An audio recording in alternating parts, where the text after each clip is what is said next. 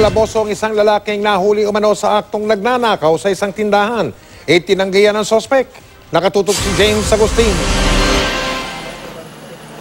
Nahuli raw sa aktong nagnanakaw ang lalaking ito sa isang tindahan sa Commonwealth Market sa Quezon City, pasado alas 11 kagabi. Mismo ang may-ari ng tindahan ang umaresto sa sospek na si Lucman Sambitori bago tinurn over sa pulisya. Pagbaba namin, saktong pagbaba namin, nakita ko yan na parang parang kasusuot lang doon sa may sa may trapal, kasi may trapal yun eh. May trapal yun. Tapos hawak-hawak na yung bag niya, bag ko.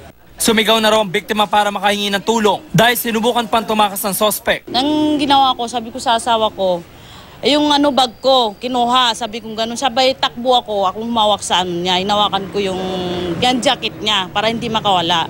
Nabawi ang bag ng biktima na naglalaman ng 5,600 pesos at isang kamera. Pero para sa sospek, hindi siya dapat makulong dahil nagmagandang loob pa nga raw siya matapos makita ang tunay na nagnakaw. Ibabalik lang daw sana niya ang bag sa may-ari. Pagtawid ko na overpass, nakita ko yung umano na bag nila. Alam ko na Muslim ang may-ari.